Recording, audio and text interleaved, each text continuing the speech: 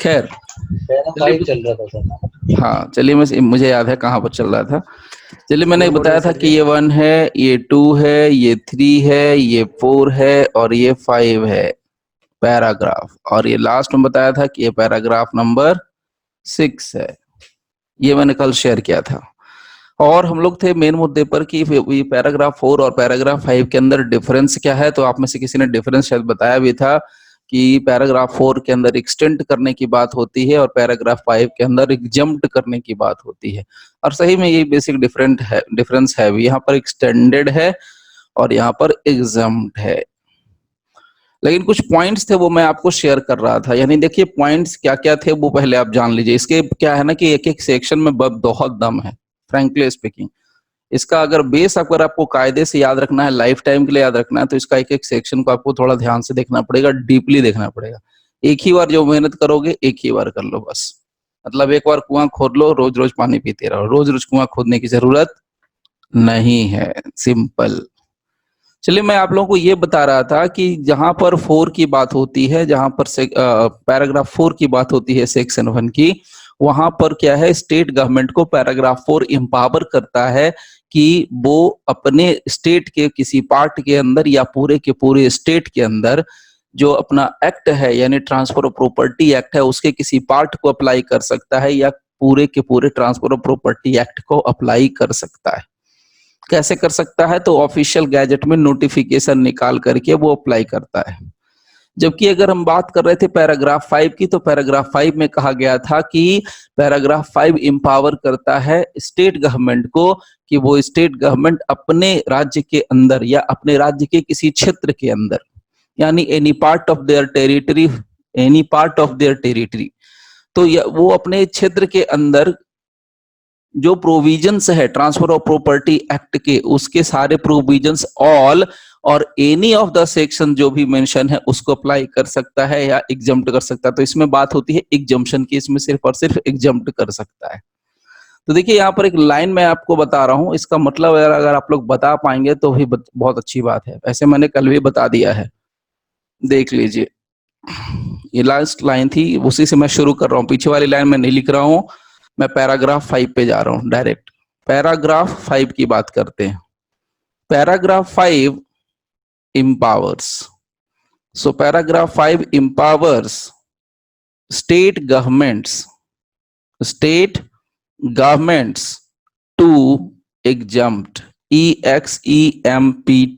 exempt any part of their territory,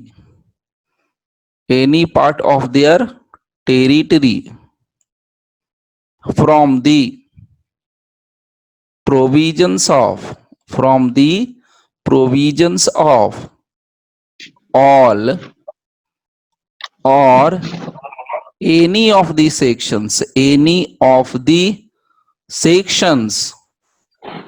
mentioned in it. इस line का मतलब क्या होता है? कम ऑन, जल्दी से फटाफट शेयर करते चलना। इस लाइन का मतलब क्या मानना चाहिए? क्योंकि पैराग्राफ 5 के अंदर कहा गया है कि कोई भी राज्य सरकार, any state government, from time to time by notification in the official gazette, कोई भी राज्य सरकार समय समय पर अपने स्टेट के अंदर नोटिफिकेशन निकाल सकती है अपने ऑफिशियल गैजेट में, और उसके जरिए एग्जम्प्ट कर सकती है, मुक्त कर सकती है, हटा सकती है, ईदर रेट्रोस्पेक्टिवली और prospectively, any part of the territories administered by such a state government from all or any of the following provisions, namely so and so. यानी पैराग्राफ 54, सॉरी सेक्शन 54, 59, 103, 107, 123, 107, 123, 54, 59। सो क्या मतलब निकलता है यहाँ पर? Anybody can share all of the provisions, यानी कि पूरे के पूरे ट्रांसफर ऑफ प्रॉपर्टी एक्ट को हटा सकता है, एग्जम्प्ट कर सकता है, यस और नो? जल्दी से। क्या स्टेट गवर्नमेंट अपने राज्य के अंदर कोई नो सर। क्यों सर नो सर? सर बाद में एक्सेप्ट भी लिखा हुआ है ना। कहाँ एक्सेप्ट? बताइए एक्सेप्ट क्या लिखा हुआ है? सर पैराग्राफ 4 में ना सर। नहीं, वो 5 5 में में। बोल रहा हूँ, हाँ 5 सर, 5 में में। 4 की बात नहीं कर रहा हूँ मैं, 5 की बात हाँ कर रहा सर, हूँ। 5 में, 5 में सर, 5 में सर, हाँ, इसमें लिखा मेरा हुआ बस है। सीधा सा सवाल है कि क्या पूरे के पूरे ट्रांसफर ऑफ प्रॉपर्टी एक्ट को हटा सकती है स्टेट गवर्नमेंट?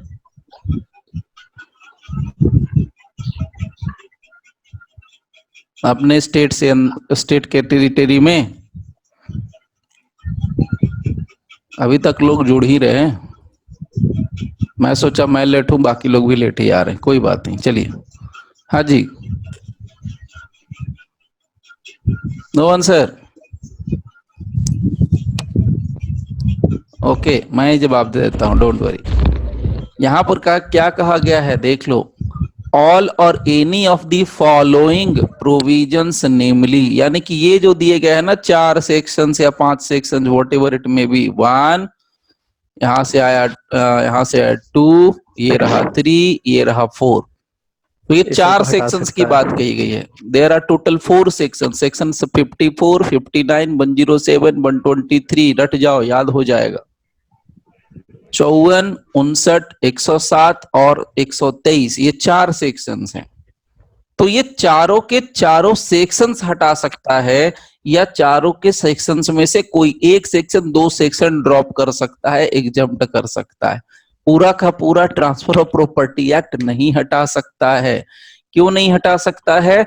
इसका बड़ा सिंपल और सीधा सा रीजन ये है कि यहां पर ऑलरेडी मेंशन जिस सेक्शन का जिक्र किया गया है, उसी सेक्शन को हटाने की अथॉरिटी है, बस, दैट्स इट। उसी को एग्जम्प्ट करने की अथॉरिटी है स्टेट गवर्नमेंट को, पैराग्राफ 5 के तहत। तो अगर मैं इसी बात को दूसरे सेंस में अगर आपके लिए लिख दूं, अगर आप इसको उतार लेंगे तो काफी अच्छी बात है। मैं नेक्स्ट पेज पे जाकर लिख देता हूं इसी की कंटिन्यूटी में। The whole operation, the whole operation whether a of extending, चाहे ये ऑपरेशन एक्सटेंड करने वाला हो the provisions,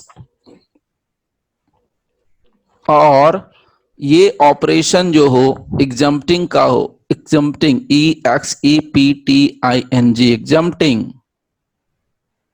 from the operation of the provisions, operation of the provisions. तो द होल ऑपरेशन, चाहे वो एग्जम्प्ट करने की बात होती हो, एग्जम्पशन की बात होगी तो पैराग्राफ 5 को याद किया जाएगा। अगर एक्सटेंड करने की बात होगी, एक्सटेंड का मतलब होता है विस्तार, तो अगर विस्तार करने की बात होगी तो पैराग्राफ 4 को याद किया जाएगा, सेक्शन 1 के पैराग्राफ 4 को।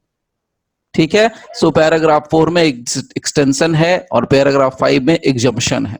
तो ये जो भी किया जाएगा, ये होल ऑपरेशन चाहे बढ़ाने का हो चाहे हटाने का हो, is directly and immediately, is directly and immediately under this section, under this section. ये सब कुछ डायरेक्टली हो सकता है, इमीडिएटली हो सकता है, लेकिन under this section meaning thereby section 1 के अंदर की बात होती है, सेक्शन 1, दैट्स इट।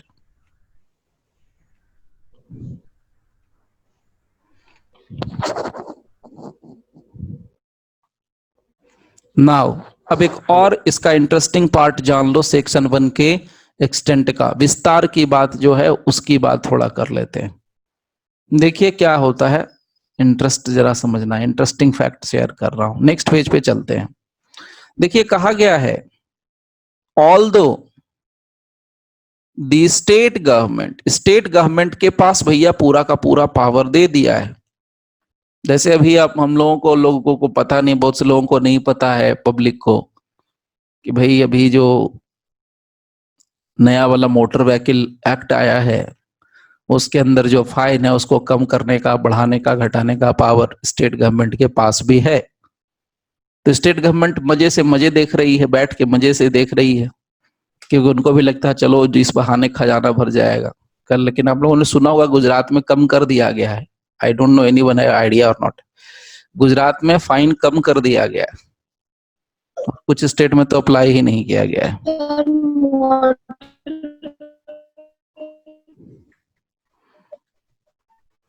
कुछ कहना चाह रहे हैं, आवाज नहीं आ रही आपकी, थोड़ी सी प्रॉब्लम आ रही है सर उसमें। मैं बोलिए। ये बोल रही हूँ, जो मोटर व्हीकल एक्ट है वो कंकरेंट लिस्ट में आता है। अब ये कंकरेंट टेस्ट में आएगा तभी तो हम घटाएंगे ना वो गुजरात वाले, ऑब्वियसली। कल लिस्ट देख रही थी सर मैं, मुझे मिला ही नहीं है। Very good. चलिए कोई बात नहीं। मैडम परिवहन यातायात।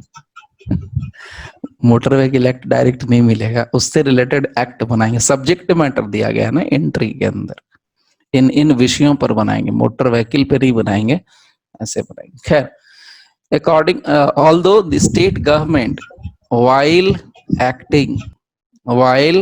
acting विद इन, बहुत अच्छी लाइन लिखी गई है, नोट जरूर करना, with in the four corners, CORNERS, corners of section 1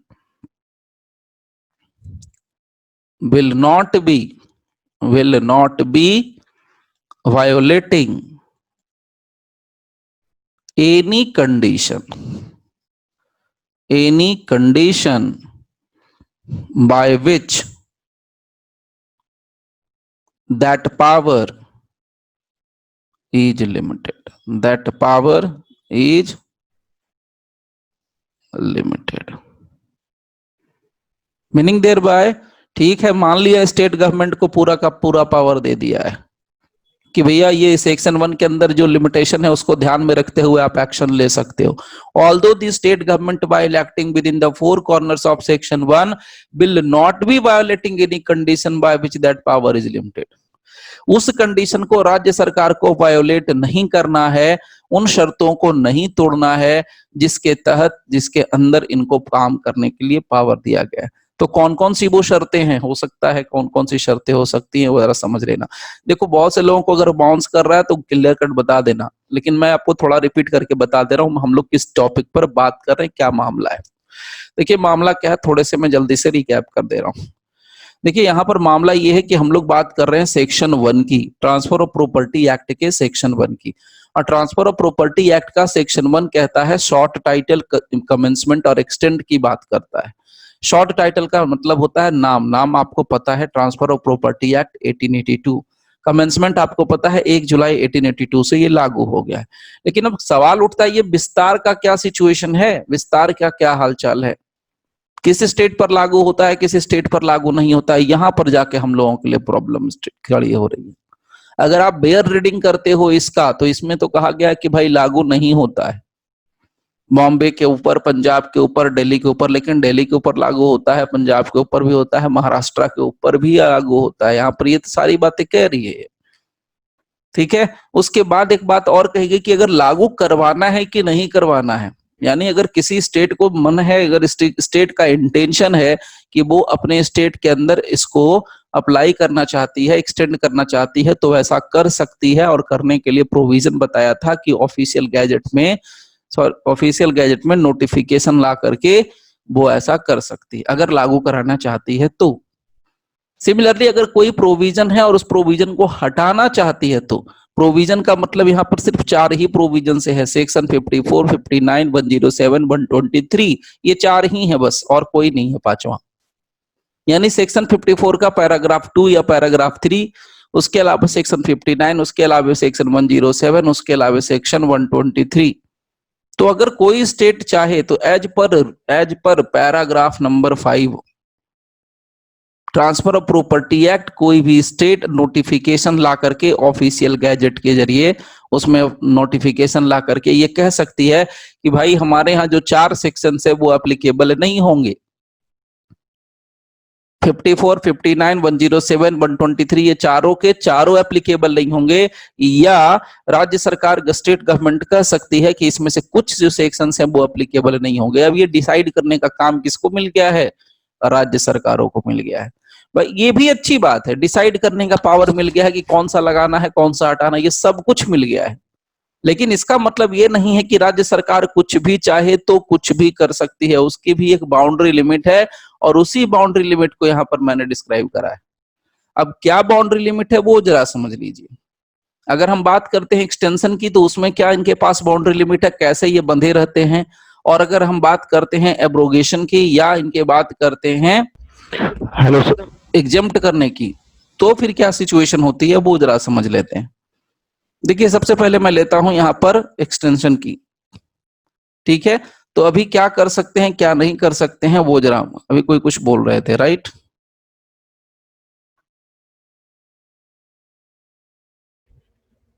हाँ सर, एग्जाम करने की मैं पूछ रहा था सर। बोलिए क्या कहना चाह रहे थे जल्दी से। सर सर एग्जाम सर, जैसे संथाल परगना और पंजाब में से तो टोटली एग्जाम है सर, तो एट व्हाट प्रोविजन? क्या सवाल, आपकी आवाज ही फट रही है, मेरे पास नहीं आ रही क्लियर। बोलिए बोलिए फिर से बोलिए जल्दी से।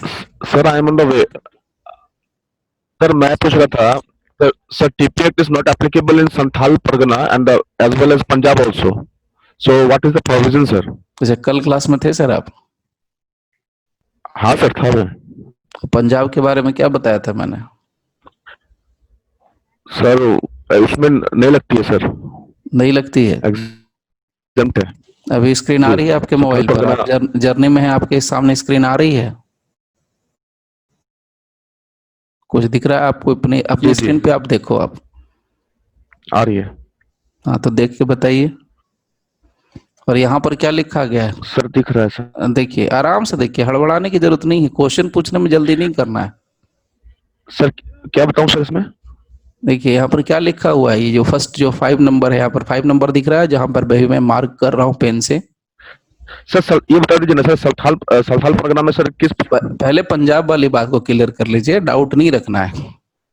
पहले पंजाब का डाउट क्लियर कर लीजिए, फिर संथाल परगना पे आता हूँ। संथाल परगना के लिए कोई बहुत बड़ा तोप नहीं हो, कल भी मैंने बता दिया था कि केस लॉ है उसके ऊपर, और वो केस सर लॉ भी पंजाब वाला तो लिखा हुआ है, लेकिन जब प्री में क्वेश्चन आता है तो वहाँ पे पंजाब एग्जम्प्ट करते हैं।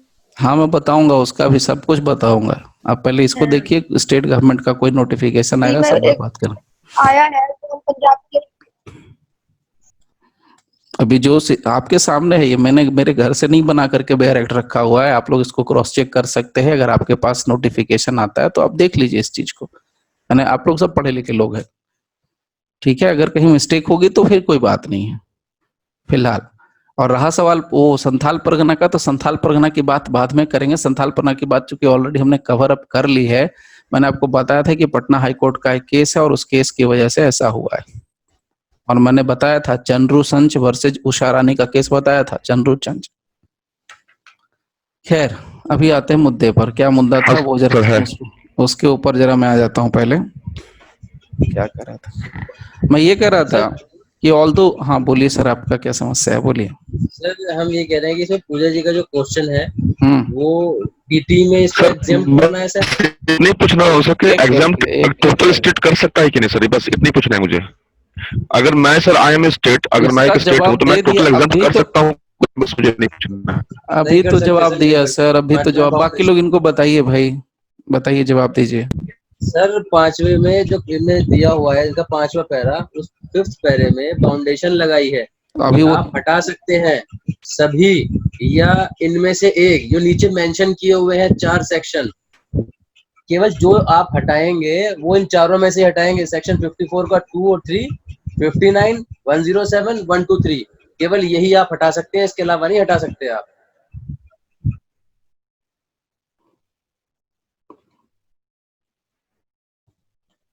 अभी ओके है, पता नहीं आवाज उनको आ भी रही है कि नहीं आ रही है। खैर अब उतार लो पहले इसको।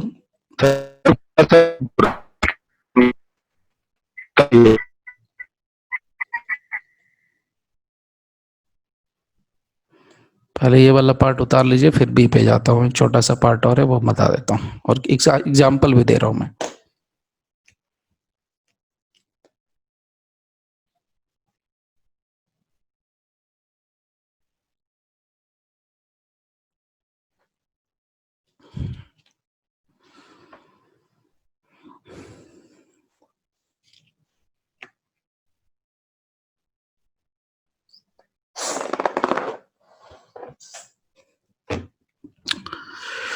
Although the state government, while acting within the four corners of section 1, will not be violating any condition by which their power is limited. बहुत क्लियर कट कॉन्सेप्ट है। स्टेट गवर्नमेंट को पावर तो दे दिया है, सेक्शन 1 ने power दे दिया है extend करने का और एब्रोगेट करने का, एग्जम्प्ट करने का पावर है, लेकिन जो भी पावर दिया है वो कंडीशंस को वायोलेट नहीं करना चाहिए। Will not be violating any conditions by which that power is limited. तो वो कंडीशंस का कहीं भी वायोलेशन नहीं होना चाहिए। अब क्या है जरा देखिए, पहला कह रहा हूं कि give the act when extended to particular areas. अगर स्टेट गवर्नमेंट ये डिसाइड करती है, अगर स्टेट गवर्नमेंट ये डिसाइड करती है कि जो ट्रांसफर ऑफ प्रॉपर्टी एक्ट है उसका विस्तार किसी पर्टिकुलर एरिया के अंदर किया जाना चाहिए, an operation different from that which the subjects have under the act itself read as a whole। तो ऑपरेशन डिफरेंट फ्रॉम दैट, तो ये नहीं कर सकती है, यानी कि जैसी बातें, जैसा ट्रांसफर ऑफ प्रॉपर्टी एक्ट का सिनेरियो है, जो सेक्शंस हैं, जो प्रोविजंस हैं, उसी का एक्सटेंशन हो सकता है, बाकी चीजों का एक्सटेंशन नहीं हो सकता। मैं इसका एग्जांपल दे रहा हूं, पहले आप जरा इसका पॉइंट नंबर बी नोट कर लो। उसके बाद बी नंबर ये कहता है कि अगर सरकार का इंटेंशन है एब्रोगेट करने का, abrogate in the area to which, जहां पर द एक्ट इज एक्सटेंडेड, जहां पर एक्ट इज एक्सटेंडेड, जहां पर ये एक्ट एप्लीकेबल होता है वहां की बात करते हैं। कहता है a rule of law, a rule of law till then in force there, in force there. Meaning thereby क्या कहानी है वो जरा समझिए। मतलब क्या है, यानी कि अगर कोई स्टेट गवर्नमेंट चाहती है अपने स्टेट के किसी पर्टिकुलर हिस्से के अंदर ट्रांसफर ऑफ प्रॉपर्टी एक्ट को लागू करना, कर सकती है। उसकी जो लिमिटेशन है उस लिमिटेशन को उसको नहीं भूलना चाहिए। सिमिलरली अगर स्टेट गवर्नमेंट चाहती है एब्रोगेट करना तो एब्रोगेट कर सकती है, लेकिन वैसे मामलों को एब्रोगेट नहीं कर सकती है जो कि उसके पार्ट एंड पार्सल है, यानी ट्रांसफर ऑफ प्रॉपर्टी एक्ट का जो सबसे नेसेसरी एलिमेंट है, प्रोविजन है, उसको एब्रोगेट नहीं कर सकती है। यानी कुल मिलाकर के बात क्या हुई, एब्रोगेट उसी को किया जा सकता है जिसके बारे में स्पेसिफिकली पैराग्राफ 5 के अंदर जिक्र किया गया है। अब सुनिए जरा ध्यान से, इसका थोड़ा सा डिटेल वो मैं आपको शेयर कर देता हूं। मेरे कहने का मतलब क्या है जरा समझिएगा। पावर टू एक्सटेंड मिला हुआ है स्टेट गवर्नमेंट को, there is a power to extend, extend का पावर मिला हुआ है स्टेट गवर्नमेंट को कि वो अपने ट्रांसफर ऑफ प्रॉपर्टी एक्ट को अपने क्षेत्र के किसी भी क्षेत्र के अंदर एप्लीकेबल कर सकती है। बट एक्सटेंड करने का ये मतलब नहीं है, ध्यान से सुनना, यहीं पर आंसर दे रहा हूं। एक्सटेंड करने का मतलब ये नहीं है कि राज्य सरकार को अथॉरिटी मिल जाएगी एक्सटेंड करने के लिए उन पर्टिकुलर सेक्शंस को जहां पर इसका ऑपरेशन मना किया गया है। ध्यान से समझिएगा, यानी एक्सटेंड करने का मतलब ये नहीं है, इट डज नॉट, एक्सटेंड करने का मतलब ये नहीं है कि स्टेट गवर्नमेंट को इस बात के लिए अथॉरिटी मिल जाए कि अगर वो एक्सटेंड करती है तो वैसे मामलों को भी एक्सटेंड कर देगी जो कि जिसके ऊपर या जिसका ऑपरेशन एक्ट ने मना कर रखा है। जिसको एक्सटेंड नहीं करना है, जिसको लागू नहीं करना, उसको लागू करने के लिए वो आगे नहीं बढ़ सकती है। तो कहने का मतलब जरा एग्जाम्पल क्या है, इसी तरीके से मैं आपको थोड़ा सा और शेयर कर देता हूं। स्टेट गवर्नमेंट जो है किसी भी एरिया के अंदर जहां पर लागू कराना चाहती है, देखिए इसके आगे वाला जो प्रोविजन है ना उसको मैं थोड़ा सा यहीं पर बता दे रहा हूं। स्टेट गवर्नमेंट कभी भी नहीं खत्म कर सकती है, एब्रोगेट नहीं कर सकती है अपने एरियाज में जहां पर ये transfer of property act applicable होता है। एग्जाम्पल के तौर पर मैं आपको मोहम्मडन रूल के बारे में बता रहा हूं, मुस्लिम लॉ के बारे में बता रहा हूं। अब सवाल ये है ना कि मुस्लिम लॉ वाला जहां पर कॉन्सेप्ट होता है, यानी जहां पर मुस्लिम लॉ है तो मुस्लिम लॉ और ट्रांसफर ऑफ प्रॉपर्टी एक्ट एक दूसरे के विपरीत रहते हैं, यानी जहां पर मुस्लिम लॉ का एप्लीकेशन होगा वहां पर ट्रांसफर ऑफ प्रॉपर्टी एक्ट का एप्लीकेशन नहीं होगा। अब मुस्लिम लॉ कहने का मतलब भी मैं बता दे रहा हूं। मुस्लिम लॉ कहने का मतलब है मुस्लिम लॉ के वो प्रोविजन जो ट्रांसफर ऑफ प्रॉपर्टी को डील करते हैं, ना कि बाकी सारे प्रोविजंस आप दिमाग में बैठा लेना। मुस्लिम लॉ के वो प्रोविजंस की हम बात कर रहे हैं जिससे कि प्रॉपर्टी का ट्रांसफर होता है। जैसे वक्फ होता है, उसमें प्रॉपर्टी का ट्रांसफर होता है। जैसे मुस्लिम लॉ के अंदर दान, हिबा, गिफ्ट जिसको हम बोलते हैं, उसमें प्रॉपर्टी का ट्रांसफर होता है। तो उन सभी प्रोविजंस की बात हम कर रहे हैं, ना कि पूरे के पूरे मुस्लिम लॉ की बात कर रहे हैं। ठीक है, तो चलिए मैं इसको आपके लिए पॉइंट को भी शेयर भी कर देता हूं, जल्दी से नोट कर लेना। अगर कोई डाउट हो तो अभी के अभी पूछ लेना। देखिए क्या कहता है, कहता है the power to extend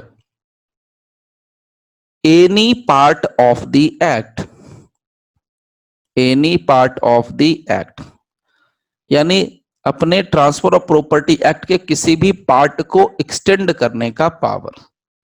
the power to extend any part of the act to a certain territory, किसी सर्टेन टेरिटरी में, किसी सर्टेन राज्य क्षेत्र में या हिस्से में, territory to which it did not apply, it did not apply, जहां पर ये अप्लाई नहीं किया गया। Apply does not authorise the extension of particular sections of the act। किस बात के लिए? to give them an operation different from that which they have under the act itself, which they have under the act itself। मामला finish हो गया।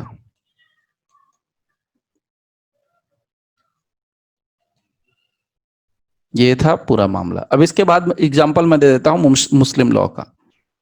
तो यहां पर क्या कहा गया है, ध्यान से समझ लीजिए, बहुत सीधी सी बात कही गई है। पावर टू एक्सटेंड है, राज्य सरकार को पावर टू एक्सटेंड है और किसी पार्ट को लागू करने का अधिकार है सर्टेन टेरिटरी में।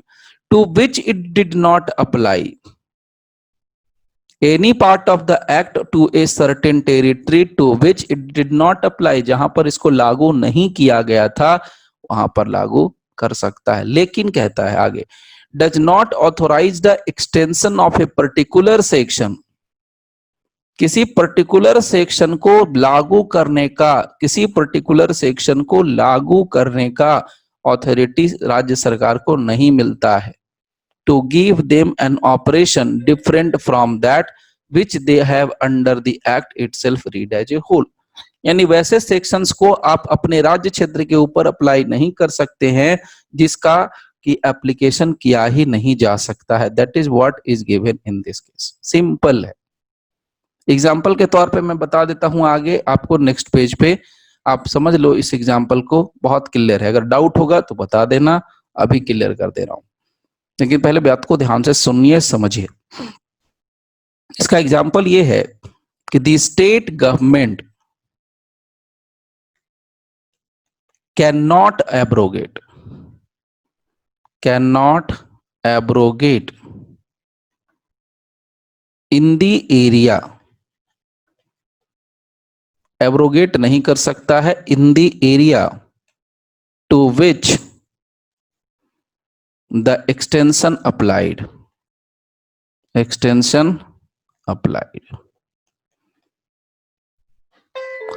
मतलब बड़ा सीधा है। स्टेट गवर्नमेंट एब्रोगेट नहीं कर सकता है सेक्शंस को जहां पर इसका एक्सटेंशन लागू हो सकता है, यानी जहां पर लागू हो सकता है वहां से हटा नहीं सकता है, और जहां हटाना है वहां लगा नहीं सकता है। पावर होने का मतलब ये नहीं है कि आप कुछ भी करने के लिए स्वतंत्र हैं।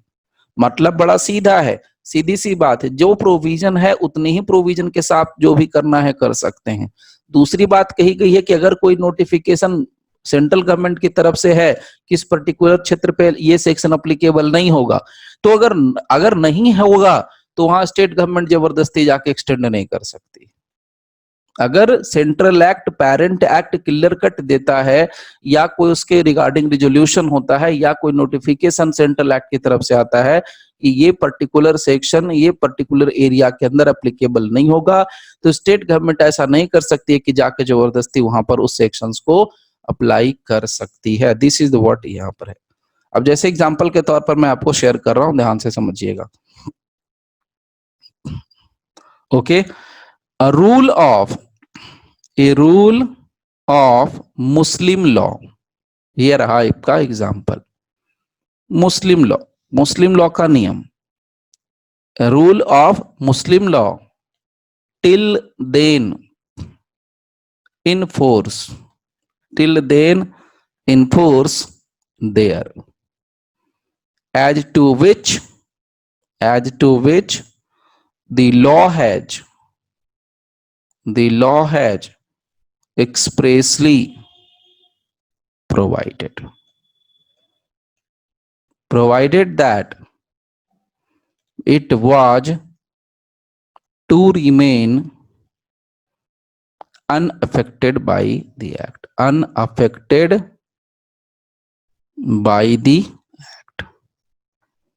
क्या मतलब निकलता है वो समझिए, वो भी मैं आपको क्लियर कर देता हूं।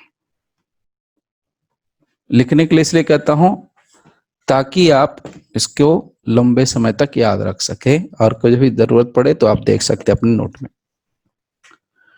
Now rule of Muslim law till then in force, जब तक कि rule of Muslim law applicable है, there as to which the law has expressly provided that it was to remain unaffected by the act। यानी जहां पर मुस्लिम law का, यानी देखो राज्य है इंडिया का, कोई स्टेट है, स्टेट का कोई हिस्सा है, टेरिटरी है, तो अगर उस टेरिटरी में मुस्लिम बहुल आबादी है या मुस्लिम पॉपुलेशन है, या वो क्षेत्र जहां पर मुस्लिम लॉ एप्लीकेबल होता है, ध्यान से समझना, वो क्षेत्र जहां पर मुस्लिम लॉ एप्लीकेबल होता है वहां पर ट्रांसफर ऑफ प्रॉपर्टी एक्ट का एप्लीकेशन नहीं होगा।